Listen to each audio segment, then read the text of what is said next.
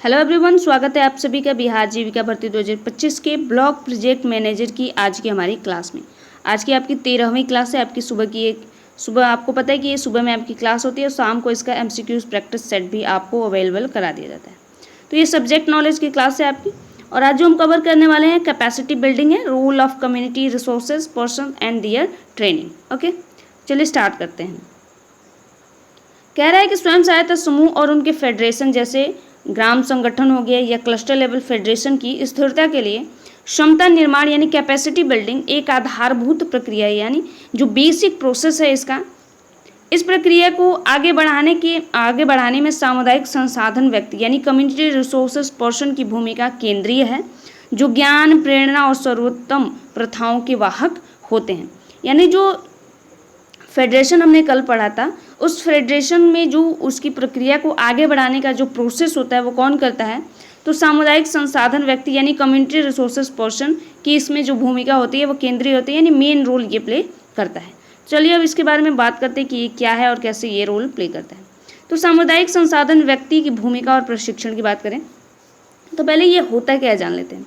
तो सामुदायिक संसाधन व्यक्ति समुदाय द्वारा प्रबंधित क्षमता निर्माण प्रणाली की ऋण है। ये अनिवार्य रूप से स्वयं सहायता समूह के सदस्य होते हैं जो सफलतापूर्वक गरीबी से बाहर निकलते हैं और उन्हें उत्कृष्ट समूह प्रबंधन कौशल प्रदान किया गया है।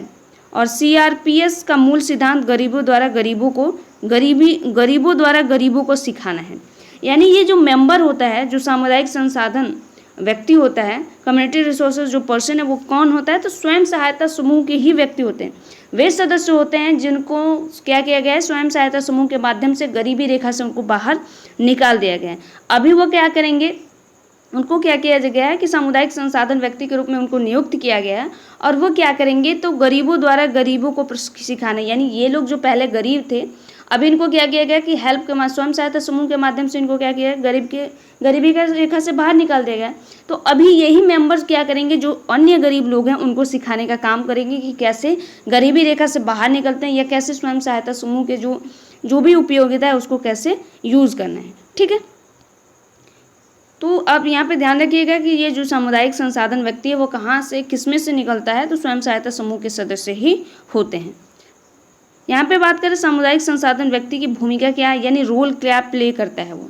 तो सीआरपीएस का प्राथमिक उद्देश्य ज्ञान का स्थानांतरण करना, आत्मविश्वास को प्रेरित करना और सर्वोत्तम प्रथाओं का पालन करना सुनिश्चित होता है। यानी ज्ञान का स्थानांतरण क्या है कि मतलब जैसे मैंने अभी बताया कि क्या करेगा ये व्यक्ति कि जो गरीब लोग हैं उनको प्रशिक्षित करेगा, यानी उनको बताएगा कि कैसे वो गरीबी रेखा से बाहर निकला या कैसे आप निकल सकते हैं। ठीक है, इससे क्या होगा कि एक लोगों में एक ऊर्जा बनी रहती है, आत्मविश्वास बना रहता है, एक प्रेरणा मिलती है कि हाँ शायद मैं भी इस गरीबी से बाहर निकल सकता हूँ। तो ये सारे काम वो करेगा, जिससे क्या होगा कि जो गरीब लोग हैं या जो गरीबी रेखा से नीचे हैं उनको वो मोटिवेट, एक तरह से बोले तो मोटिवेशन का काम वो करता है, यानी मोटिवेटर के रूप में वो रोल प्ले करेगा। ठीक है, यहाँ पे उसकी भूमिका की बात करें कि क्या रोल प्ले करते हैं या क्या रिस्पॉन्सिबिलिटीज़ उसकी होती हैं। तो पहला संस्था निर्माण का, यानी स्वयं सहायता समूह का गठन करना, नए सदस्यों को संगठित करने और नए सेल्फ हेल्प ग्रुप्स के निर्माण में सुविधा प्रदान करना है। गुणवत्ता नियंत्रण की बात करें, एक ही में हो गए।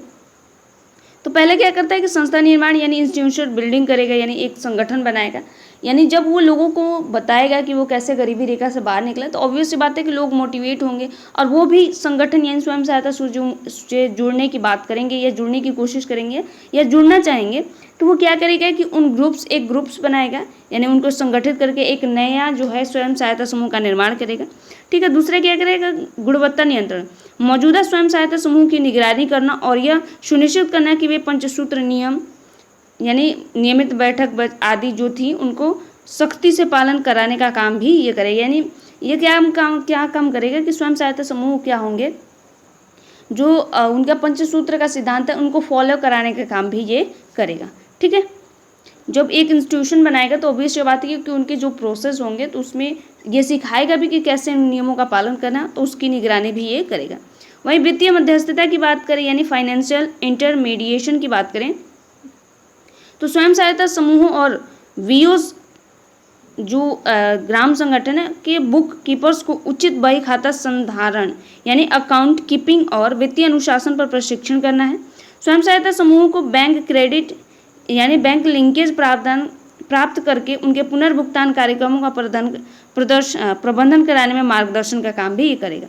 यानी एक वित्तीय मीडिएटर के रूप में भी काम करेगा कि बही खाते वगैरह की अकाउंटिंग वगैरह जैसे कैसे की जाती है, क्योंकि नया संगठन मान लीजिए वो बनाएगा तो नए जो सदस्य होंगे उनको ये सारी चीज़ें नहीं आती होंगी, तो उनको क्या करेगा, एक रास्ता प्रदान यानी एक है कि उनको एक तरह का ट्रेनिंग वगैरह देने की कोशिश करेगा वो, ठीक है। और कैसे जो ग्राम संगठन होते हैं उनसे कैसे बही खाता वगैरह या जो भी प्रशिक्षण वगैरह है या अपनी जो चीज़ें हैं जो उसने जो संगठन बनाया उसको मुहैया कराने में वो मदद करेगा, ठीक है। इसके साथ ही साथ उनको बैंकों से जोड़ने का भी काम वो करेगा, ठीक है। तो उसमें वो मार्गदर्शक के रूप में भूमिका एक तरह से निभाएगा, यानी रोल प्ले करेगा। मोटिवेटर के तौर पर ज़्यादातर इसका रोल रहेगा। आजीविका सहायता यानी लिवलीहुड सपोर्ट, यह आय सृजन गतिविधियों पर बुनियादी प्रशिक्षण और ज्ञान प्रदान करना। उदाहरण के लिए कृषि सखी किसानों को बेहतर कृषि पद्धतियों पर मार्गदर्शन करती है, ठीक है। तो ये उनके कुछ काम हैं। पहले तो आजीविका जैसे कृषि सखी हो गया कि तो यह किसानों को कैसे कृषि उपकरण है या खेत वगैरह बीज वगैरह जो उसका प्रबंधन वगैरह यानी मैनेजमेंट वगैरह या कैसे उनको उपयोग किया जाता है, ये सारी चीज़ें उसमें सिखाने का काम करते हैं। सामाजिक विकास की बात करें यानी सोशल डेवलपमेंट की बात करें तो स्वास्थ्य, पोषण, लैंगिक समानता जैसे सामाजिक मुद्दों पर चर्चा की सुविधाएं प्रदान करना और सामूहिक कार्यवाही को प्रोत्साहन करने का काम भी ये करते हैं, ठीक है। तो सामाजिक यानी सोशल डेवलपमेंट में भी ये हेल्पफुल होते हैं। वहीं फेडरेशन समर्थन की बात करें, फेडरेशन सपोर्ट की, तो नए गठित ग्राम संगठनों और क्लस्टर स्तरीय फेडरेशन को तब तक सहायता प्रदान करना जब तक वे स्व प्रबंधन की स्थिति प्राप्त न कर लेते हैं, ठीक है। जैसे मान लीजिए एक स्वयं सहायता समूह जैसे वो उसने मोटिवेट किया या जितने मेंबर्स निकल गए हैं गरीबी रेखा से बाहर, वो क्या करेंगे कि अलग अलग फील्ड में क्या करेंगे कि नए नए स्वयं सहायता समूह बनाएंगे। तो जब नया नया स्वयं सहायता समूह बनेगा तो उसका जो क्लस्टर लेवल फेडरेशन भी बनाएंगे। क्लस्टर लेवल फेडरेशन जब बनेगा तो ग्राम संगठन बनाएंगे यानी विलेज ऑर्गेनाइजेशन बनाएंगे। उसके बाद जब विलेज ऑर्गेनाइजेशन बनेंगे तो क्या होगा कि क्लस्टर लेवल फेडरेशन भी बनेगा, ठीक है। तो इन फेडरेशन का समर्थन और सपोर्ट करने का काम भी ये करेंगे, ठीक है। अगर बात करें कि CRPS जो है इनका चयन और प्रशिक्षण कैसे किया जाता है, तो इनके चयन की बात करें कि इनकी जो प्रक्रिया कुछ प्रोसेस किया जाएगा और बात करें इनकी तो CRPS का प्रशिक्षण एक संरचित प्रक्रिया के माध्यम से किया जाता है जो सैद्धांतिक ज्ञान को व्यवहारिक क्षेत्रीय अनुभव के साथ जोड़ते हैं। यानी जो उसने सीखा हुआ है उसको व्यवहार में कैसे अप्लाई करना। किसी भी ज्ञान का मतलब वही होता है कि अगर मान लीजिए आपने यहाँ से आप कुछ सीख रहे हैं, जैसे आप ये क्लासेस में आप जो सीखेंगे अगर आपकी जॉब लग जाती है, जैसे आप जीविका में सिलेक्शन आपका हो जाता है आपका से अगर जीविका में आप सेलेक्ट हो जाते हैं तो आपको ये सारी चीज़ें वहाँ पे आप अप्लाई करेंगे। तो ये सेम प्रोसेस होता है जो आप सीखते हैं बुक से या कहीं से कुछ सीखते हैं तो उसको व्यवहारिक जीवन में जब आप अप्लाई करते हैं तभी आपको पता चलता है कि क्या कंडीशन है इसकी, ठीक है। तो अब बात करते हैं इनका चयन यानी सिलेक्शन कैसे होता है, इसका मानदंड पहले क्या है। तो CRPS का चयन उनके स्वयं सहायता समूह के भीतर सफल ट्रैक रिकॉर्ड यानी पंचसूत्र का पालन, नेतृत्व क्षमता, अच्छे संचार कौशल और यात्रा करने की इच्छा के आधार पर किया जाता है। उनका स्वयं सहायता समूह फेडरेशन यानी VOs या क्लस्टर लेवल फेडरेशन द्वारा किया जाता है, यानी ग्राम संगठन या क्लस्टर लेवल फेडरेशन के माध्यम से किया जाता है। उसमें कुछ यहाँ पे जो कंडीशन रखी गई हैं, टर्म्स रखे गए हैं, उसको आप ध्यान रखिएगा, ठीक है। यहाँ पे जो टर्म्स रखी गई है इसको ध्यान रखिएगा। पहला तो यहाँ पे ये ध्यान रखिएगा कि यात्रा करने की इच्छा के आधार पर किया जाएगा। यानी अगर जैसे बहुत सारे लोग हैं तो क्या करेंगे कि जो ट्रेनर होते हैं वो आज इस गांव में, कल दूसरे गांव में जाएंगे, तीसरे गांव में जाएंगे, तो उनको ट्रैवल करना पड़ेगा। तो जो व्यक्ति ट्रैवल करने का इच्छुक है, इसके साथ ही साथ उसके पास अच्छा कौशल प्रशिक्षण वगैरह है, अगर वो ट्रैवल करना भी चाहता है तभी क्या किया जाएगा कि उसका चयन किया जाएगा। अगर वो ट्रैवल करना ही है, मान लीजिए वो अपने आसपास के क्षेत्रों में ही, जैसे अपने पड़ोस के गाँव में हो गया या अपने गांव में ही सिर्फ ऐसा करने की कोशिश करेगा तो वो नहीं हो पाएगा, ठीक है, क्योंकि एक व्यापक स्तर पे उसको काम करने पड़ेगा, ठीक है। तो इसको इसलिए यहाँ पे इस पॉइंट को ध्यान रखिएगा कि ये क्या कह रहा है। दूसरा है प्रशिक्षण प्रणाली यानी ट्रेनिंग मेथडोलॉजी।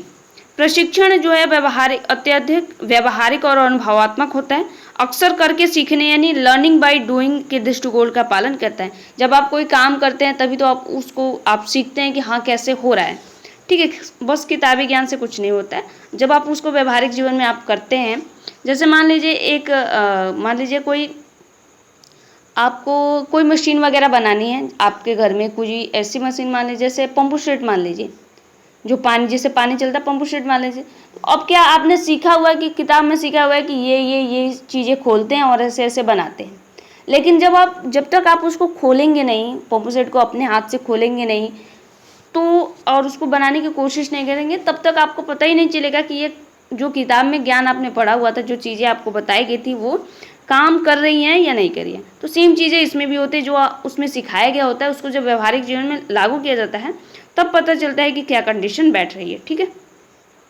एक्सपोजर विजिट यानी सीआरपीएस राउंड, नए सीआरपीएस को टीमों से में अन्य ब्लॉक या राज्यों के स्थापित उच्च प्रदर्शन वाले सेल्फ हेल्प ग्रुप्स और फेडरेशन का दौरा करने के लिए भेजा जाता है। वे उनकी प्रक्रियाओं, रिकॉर्डों और बैठकों का प्रत्यक्ष रूप से अवलोकन करते हैं। यह एक्सपोजर आत्मविश्वास पैदा करने और सफलता का प्रदर्शन करने के लिए महत्वपूर्ण होता है।